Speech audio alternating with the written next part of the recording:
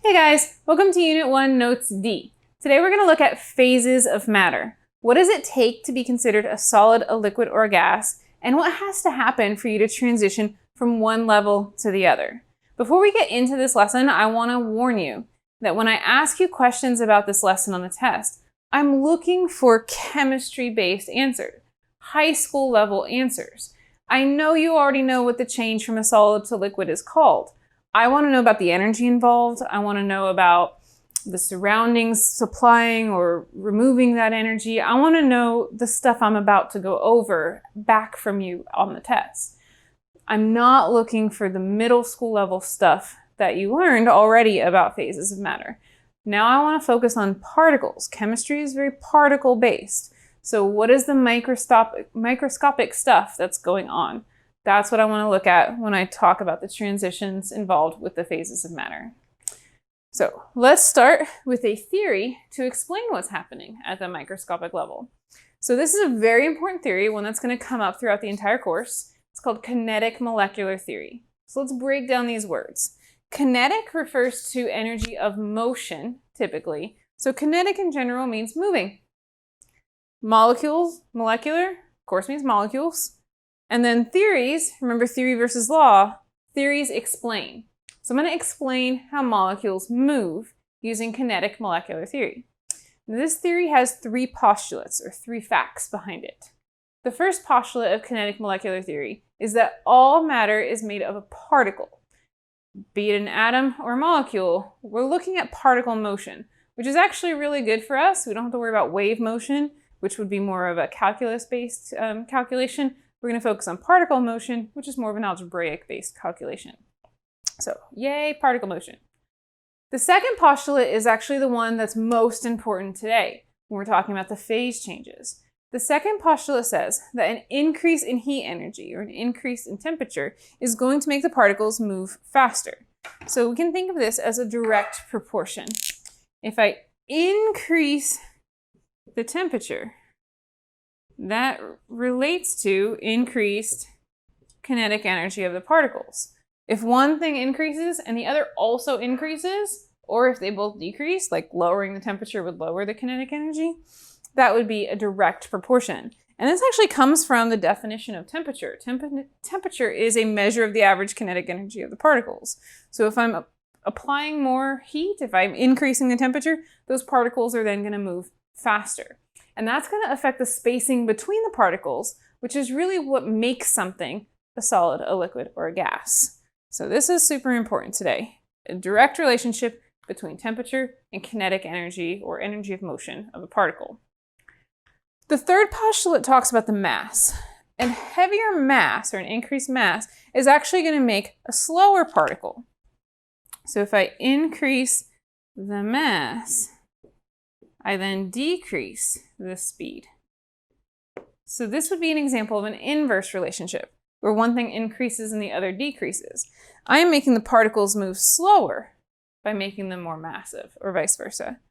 So we have direct proportion with temperature and kinetic energy, the inverse relationship when we look at the mass.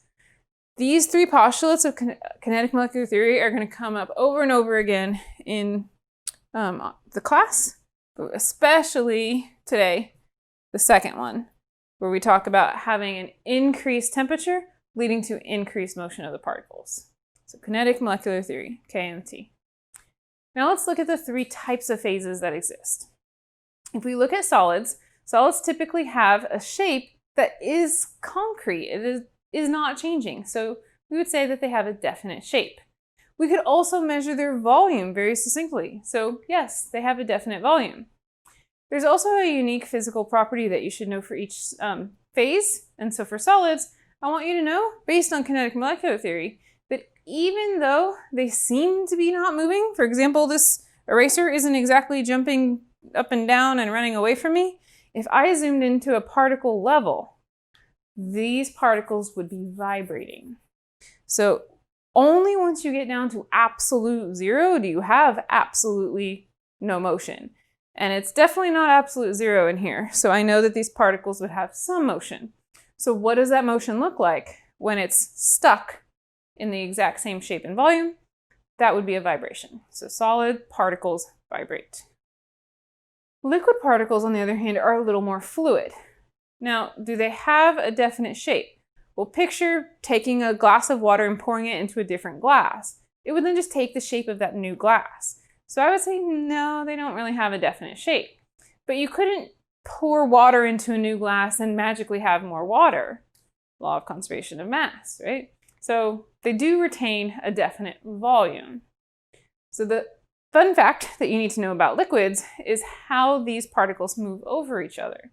So I mentioned the vibrating of the solids. Liquids tend to flow. How quickly they flow is determined by their viscosity. Something with a high viscosity, like maple syrup or honey, would flow really slowly, whereas something with a low viscosity, like water, would just flow. You ever spilled a glass of water before? It just goes. So it all comes down to the viscosity, or how quickly or how readily the liquid particles flow over each other. How well they move would be described by their viscosity. So now let's look at gases. Gases do not have a definite shape. And as a matter of fact, they don't even have a definite volume. They will expand or contract in order to take whatever shape that they're in. And this is probably one of the most important descriptions of how particles move. With gases, they're the only substance that has something called compressibility, meaning the particle size might be set, but I can actually change the spacing between the particles. I can pump air into a bike tire. I can suck air out with a vacuum chamber. I can change the spacing between the particles, and whatever I do to the gases, they're just going to get closer together or further apart. No definite volume. So there's a very unique, very special, and very important property known as compressibility. The ability to change the spacing between the particles. Something that you're only going to find in gases, which is going to make gases act differently as we go through this entire course. So we want to remember that only gases have this unique property of compressibility. All right, now let's talk about the phase changes themselves. So there are some that you're probably familiar with.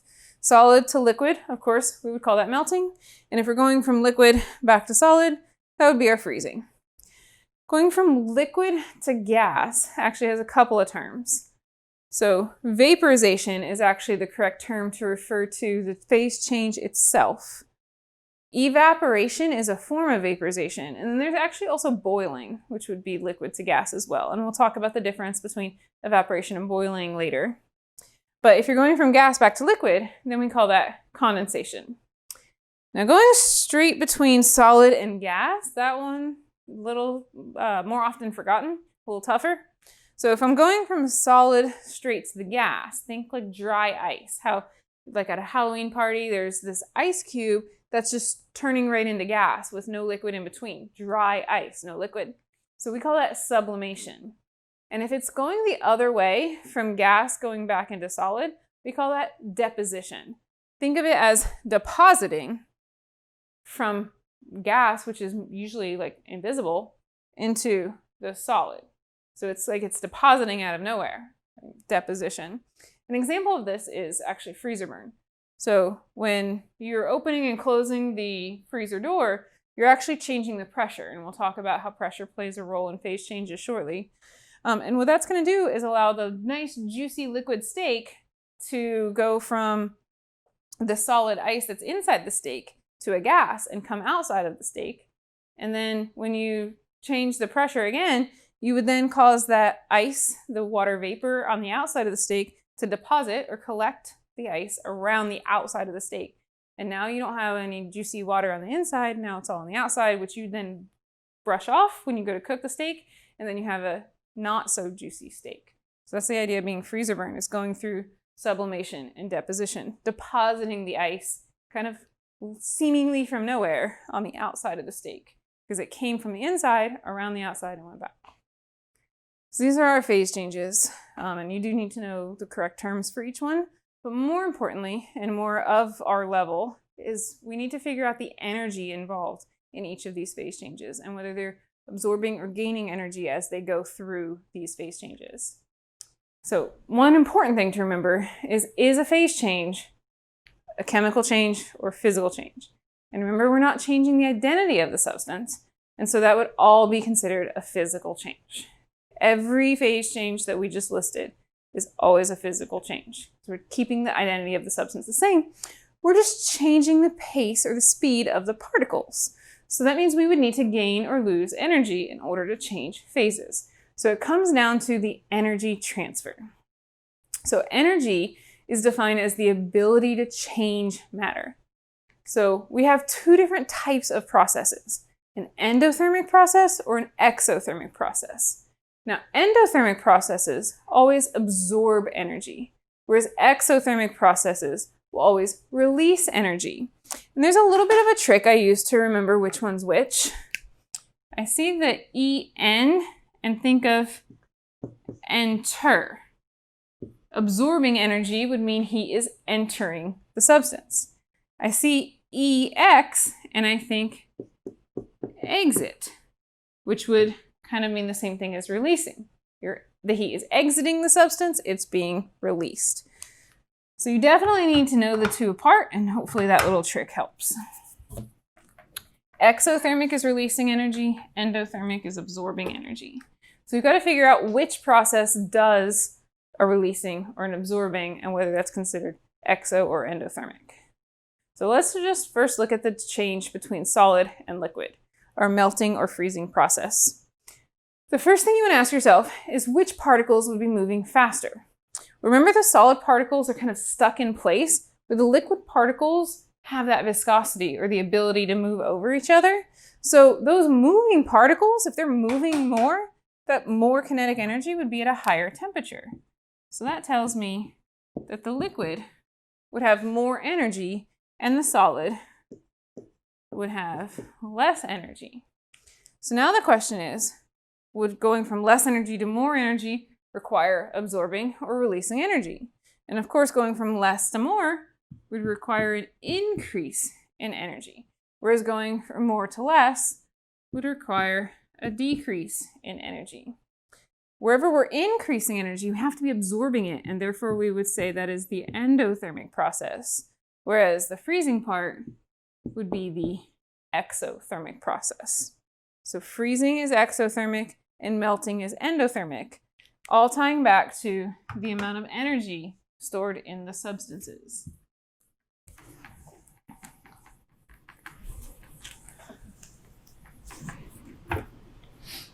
So we have energy absorbed in an endothermic process and released in the exothermic freezing process. So the melting and freezing would occur at something known as the melting point. There's no point in labeling the freezing point that would occur at the same temperature. So for example, water that occurs at 32 degrees Fahrenheit or 0 degrees Celsius. You're going to have, depending on whether you're gaining or releasing the energy, that's occurring at 0 degrees Celsius. So that point of transition is called the melting point. Now let's look at the change between a liquid and a gas. So again, the first question is, which one has more energy? Which particles are moving faster or being more chaotic? Gas particles would have to be moving faster because they're further apart. So that tells me they have more energy, whereas my liquid has less energy. So now which one is endothermic or absorbing energy? Would it be from going less to more or more to less? Of course, to absorb energy, we would need to be going from less to more, which would be my vaporization, to gain energy. Whereas going from more energy to less energy would require losing energy. And again, when I have an increase in energy, absorbing energy, I call that endothermic. Whereas losing energy is always going to be an exothermic process. So same process here. Which one has more energy? Increasing that amount of energy is endothermic, and decreasing that amount of energy is exothermic.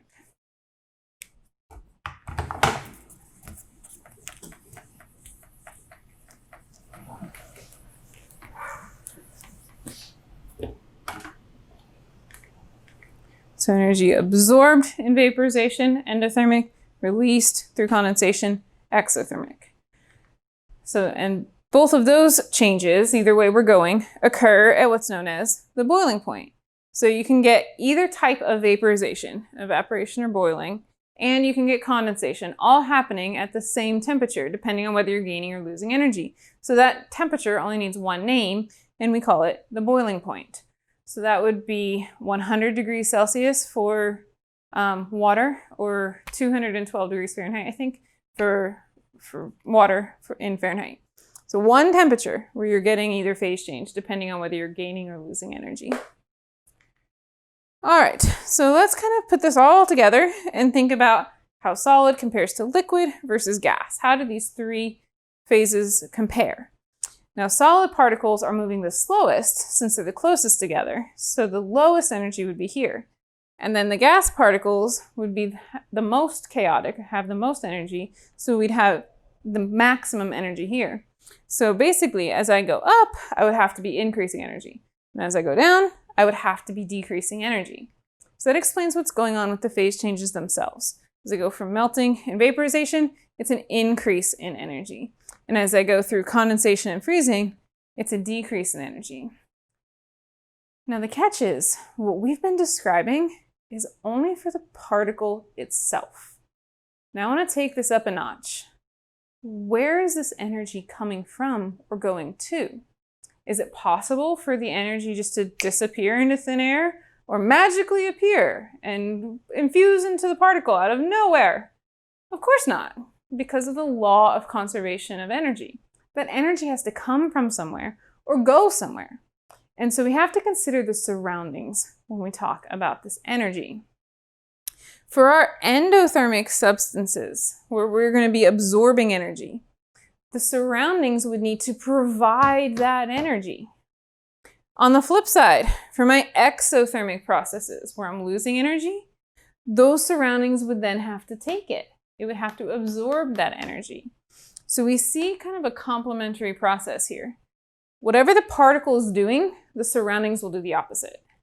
So for example, with melting, if the particle has to absorb energy in order to turn into a liquid from a solid, something has to provide that. And so you're going to see the surroundings releasing energy. Same thing with the vaporization. Whereas over here, in order for a gas to turn back into a liquid, it has to lose energy.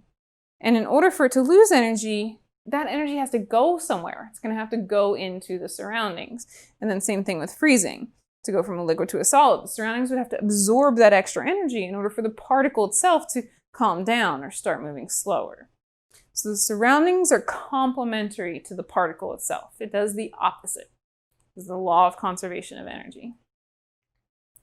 All right, let's focus on vaporization itself for a minute and talk about the difference between evaporation and boiling. So starting with evaporation, which is of course one of the versions of changing from a liquid to a gas. The idea with evaporation is that it happens kind of automatically. It happens at the surface of the substance. And the idea is that the particle itself has to increase in energy in order to go from liquid to gas. So that energy is going to actually come from the surroundings. And part of the surroundings is actually the liquid underneath it. And so what actually happens is the liquid itself cools down. Think about jumping into a swimming pool in the summer. You dip your toe in and it feels nice and warm. The top layer has absorbed some energy from the sun, but that top layer is evaporating. It's pulling energy not only from the sun, but also from the liquid underneath it. And so when you jump in, the bottom of the pool is really cold because that water is actually helping to provide the energy for the top layer to evaporate. So the substance actually gets cooler as evaporation occurs. The bottom liquid molecules are losing energy. So the evaporation itself is only occurring at the surface. So let's think about this in a specific situation. Do you think that evaporation could be a cooling process for the human body? Would it be true or false that evaporation can help cool us down? True. Think about what happens when we sweat. When we sweat, we produce a particle of liquid, and that particle of liquid needs to turn into a gas. So the particle itself wants to go from a liquid to a gas. Now, what has more energy, the liquid or the gas? The gas would have more energy meaning it needs to increase in energy. So that particle is endothermic. But where is it going to get that energy from? Well, from your body. Your body would then produce the energy for that phase change to occur, meaning your body would then be exothermic or losing energy. And what do we want in order for it to cool down? We want an overall loss of energy for our body. So we want our body to be the system. We want to be able to lose energy in order for the sweat to evaporate, taking the extra heat with it. All right, now that's evaporation. Let's talk boiling. So boiling is, again, liquid to gas. It's still a form of vaporization, but it is a little bit different because it's not only occurring at the top. Think about when you set something up to boil. Usually the heat source is actually at the bottom. And when you first start boiling, the bubbles don't quite make it to the top, right? If I had one little particle that finally had enough energy to evaporate, as it starts to rise, all these other water particles, which are at a lower temperature, would absorb the energy as it's rising. So you're not actually going to get boiling until all the particles are ready to boil. Because heat always flows from hot to cold. So as long as you have a temperature difference, it's not going to boil. You need all the particles at the right temperature for boiling. And therefore, we would say boiling actually occurs not just at the bottom, but throughout the entire liquid. The other thing you've got to worry about with boiling is actually pressure. So we're going to look at a graph in just a minute about how the boiling point actually depends on the pressure. Certain things boil faster at certain altitudes as opposed to sea levels. You may have seen different cooking directions, for example, in a box of macaroni and cheese that says if you're at a higher altitude to cook it for a different time. Our boiling point would be different. So boiling point does determine, or is determined by the pressure, I should say. But the main process of how boiling occurs is still very similar. The energy itself has to be absorbed by the particles that are turning into gas. Then they're able to turn into gas. The only catch is you have to make sure that this is true for the entire substance, whereas with evaporation, we're only worried about the surface. And to help remember this, think about how these things typically occur. Evaporation has the sun beating down on it, but do remember that the bottom liquid would be losing energy as well, whereas boiling is going to be uniform throughout the entire liquid. So that's evaporation versus boiling for you. Now let's look at pressure itself. So the first thing that I want to define is something called vapor pressure. And this is like a statistical number determined for every substance. It's like an appendix number, something that you can look up. So where do we get this number for? How do I know what the vapor pressure of water is? Here's our definition. The vapor pressure is the pressure exerted by the vapor of a liquid on its surface at equilibrium in a closed container. So I know it's a little wordy. I do have a diagram that I usually use to kind of describe this definition, but vapor pressure exists for any given particle, not necessarily if it's in this exact picture. But let me give you a little bit of a diagram for how we know what a vapor pressure of a substance is. So first thing I want to do is draw the closed container. So picture like a fish tank completely sealed in all directions. So 3 fish tank I got here. And I need a liquid. So I'm going to have liquid water. And then on top of that, we want a vapor. So we'll have H2O as a gas. And they're at equilibrium, meaning that this level isn't changing. So what is the vapor pressure then in this situation? It's the pressure of the gas on its own liquid. It doesn't matter the pressure on the tank itself. It has to be the pressure of a gas on the same exact molecule as a liquid. That's our vapor pressure. So that's something that's determined for every substance. But the other thing is, it actually depends on temperature. As I increase the temperature, oops, bad location of diagram. As I increase the temperature, I'm actually going to increase the vapor pressure. So let me redraw a little diagram here. So here I have the liquid versus the gas. And if I increase the temperature, then that means more of those liquid particles would be turning into gas particles. So it's going to change my equilibrium. It's going to change my level. And so then I would have less liquid, more gas, meaning more gas pressure. So as I increase the temperature, I'm increasing that vapor pressure. The part I worry about being confusing is this is just describing what vapor pressure is. The vapor pressure we're actually concerned about is the particles involved in the phase change. So say I've got something boiling here, there's an eye of a stove, and I have a particle that's trying to escape. Now I want to talk about the vapor pressure of that particle. So I can determine that based on the experiment that I just described, but I'm really interested in the particle itself compared to the pressure on the outside, which we'll call atmospheric pressure. So vapor pressure is defined this way. There is a number that's given at each temperature for each substance that's unique to that substance and to that temperature. So here's how that number is determined or shown. We have a graph that shows temperature along the bottom. So this is how you can see how the temperature will affect the boiling point and how the pressure will then, I should say, how the temperature is influenced, because the temperature is the boiling point, by the pressure. So as I increase the pressure, I see an increase in the temperature. For example, at 100, what are my units here? Millimeters of mercury, I only have a boiling point of 40 degrees Celsius. Whereas if I go up to what they call normal pressure, 760 millimeters of mercury, I get the boiling point of 100 degrees Celsius, which is what we're used to for water, right?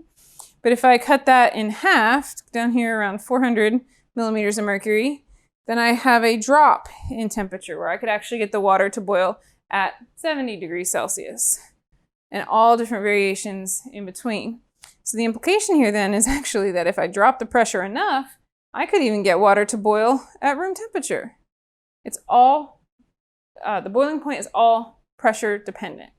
And the way you can determine the boiling point based on the pressure is by something called the vapor pressure curve. This is an example of that. And the vapor pressure curve is going to be different for every substance. I can tell that this is the vapor pressure curve for water because the boiling point is the 100 degrees Celsius at normal pressure. So, but if I had a different substance, the curve might be a little more increased, or it might be shifted a little more to the left or the right. It's unique to the substance. All right, so the idea that pressure affects the boiling point is really important. We need to understand when a substance is actually able to boil based on the effect of the pressure. So boiling point is actually defined as the temperature where the vapor pressure equals the atmospheric pressure. So just to give you something real quick to latch on to, vapor pressure equals atmospheric pressure.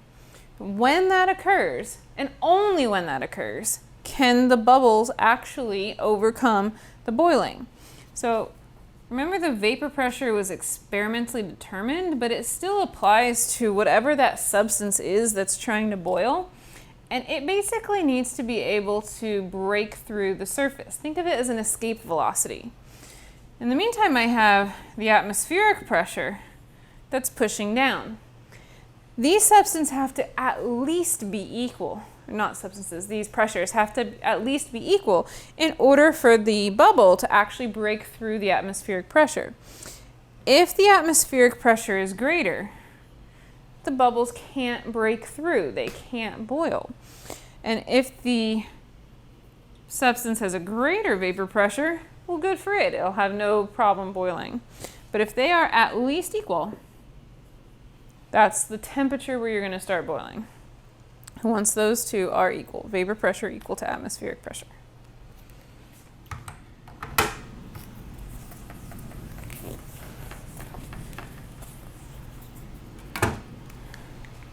All right, so this isn't a factor for evaporation, by the way, because evaporation is occurring only at the surface. There's nothing that we need to break through, whereas the boiling, remember, is happening throughout the entire substance, and so we have to worry about being able to break through the surface, or overcoming the vapor pressure. So evaporation, not worried about that. So let's kind of try to apply this whole idea of pressure. So I know it's a little bit confusing, but how does it make sense in the real world? So maybe you've used something like this, a rice cooker, a pressure cooker, an Instant Pot. How do they work? How do they make it so the food cooks faster? Well, actually by increasing the pressure, what would that do to the temperature at which the water boils? The catch is it actually increases the boiling point, which, yeah, that means it'll take longer to boil in the first place, but that also means that much more energy available for the food to absorb. The food now gets to absorb 10 degrees worth of additional energy every second that it's in the pot. And so it ends up cooking much faster because the boiling water is actually hotter than the original boiling point of water. All right, so that's kind of our first graph that we're going to look at with the vapor pressure curve. There are two other graphs that we're going to look at. So the first one talks about phase changes. We're actually going to call this a heating curve to show how the heat is going to change the substance. We're going to look at phase changes. So I like to kind of refer back to an experiment or a phase change kind of process, because you do eventually need to be able to draw this graph from scratch. So the idea here to create the correct graph is that you start with some ice that's less than 0 degrees, and we're going to heat it up and show what happens over time. And so the graph would look something like this. What happens is the under 0 degrees ice has to be heated up to 0 degrees. So here you're going to see an increase in temperature. Notice temperature being my independent variable, or I'm sorry, my dependent variable over here, changing in response to the progress. So we have this increased temperature going from, what they say, -20 up to 0. But then at 0 degrees Celsius, let me go ahead and mark that on here. At 0 degrees Celsius, you're going to go through a phase change. So when you go through the phase change, you do not have a change in temperature. Temperature is defined as the measure of average kinetic energy of the substance. Instead of changing how fast the particles are moving, we're changing what's called intermolecular forces, attractions between molecules. There's not enough energy to do both, law of conservation of energy. So it's one or the other. It's an increase in temperature or a phase change. So when we see a plateau, we know we have that phase change. So it's 0 degrees this entire time, while all of the ice particles turn into liquid particles. Once we have all liquid, if we continue to add heat, if we continue to move on with our experiment, then we would have an increase in temperature of the liquid water. So we went from ice to melting to liquid. And that's going to occur all the way up to 100 degrees Celsius. Once the water reaches 100 degrees Celsius, it's going to go through another phase change. This is the phase change we would refer to as vaporization. And during this phase change, the temperature will maintain a constant 100 degrees Celsius. We have another plateau. Once all of the liquid particles have turned into gas particles, then those gas particles can continue to increase their energy or move faster. The same thing would happen if we were going backwards, except for you'd have the opposite phase changes. Going from gas back to liquid would be our condensation. And then if we were going from liquid back to ice, we would call that freezing. So you could have either phase change at the plateaus. And then you have your 3 phases at the 3 slants.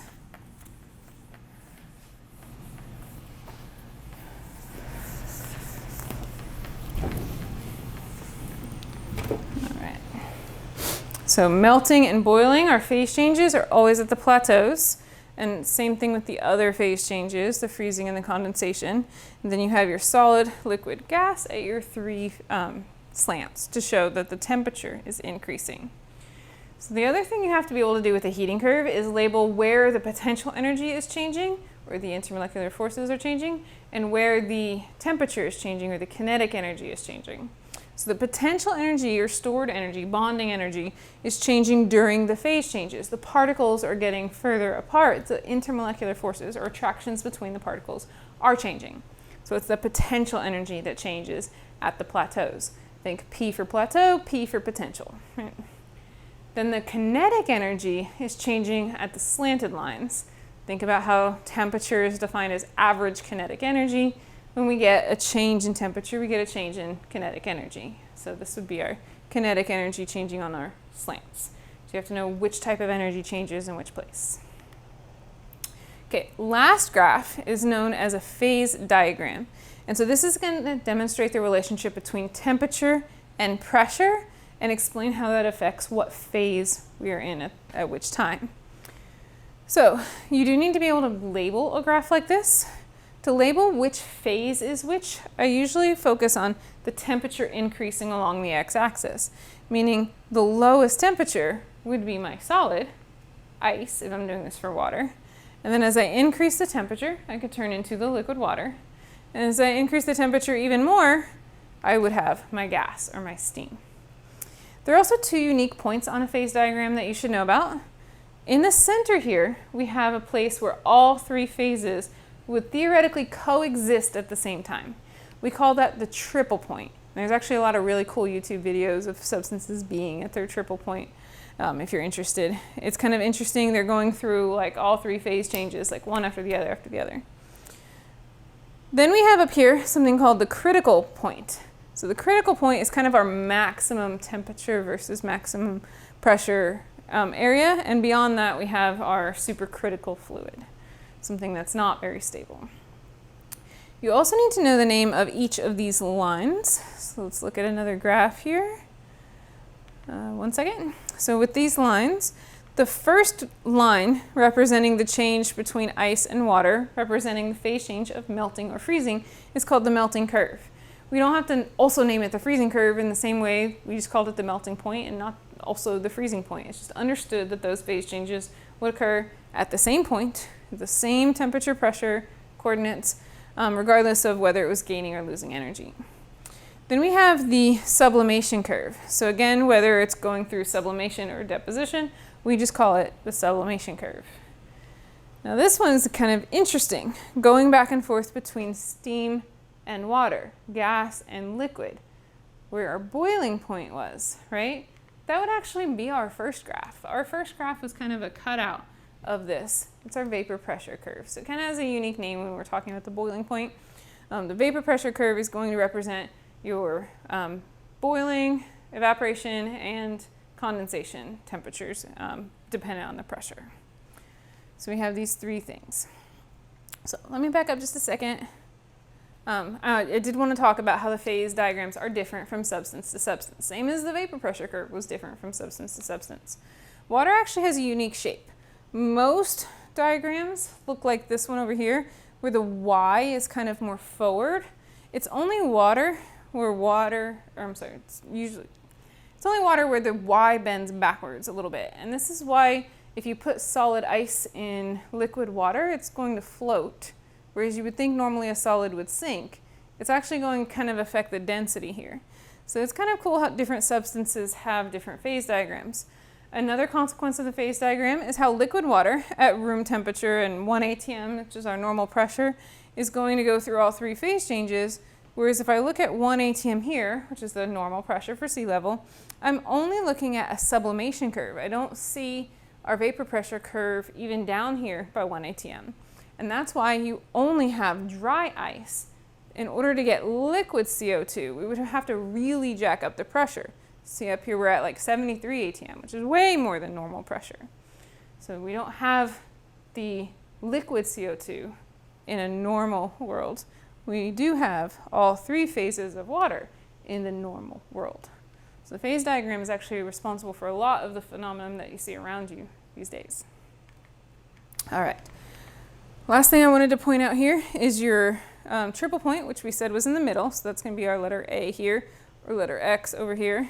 And then the critical point is up top, our D or our Z, depending on the substance. I also wanted to talk a little bit about what critical pressure really means. So critical pressure is when you've reached both the coordinates for critical temperature and critical pressure. So what does that really mean? Now, critical temperature is basically saying the temperature is so high, it has to be a gas. It cannot be liquefied, must be gas. Whereas critical pressure is the pressure required to liquefy the gas that can't be liquefied. Doesn't seem like a very good situation, right? And so that's when you hear, like on the movies, it's reaching critical pressure, it's gonna blow. Like very unstable, so that's our supercritical fluid, something that's not really supposed to exist. So that's our critical point. We want to stay at temperatures and pressures below that critical point typically. All right, guys, that's going to do it for Unit 1 notes altogether. Our next unit, Unit 2, is going to be all about atoms and the periodic table. We'll see you there.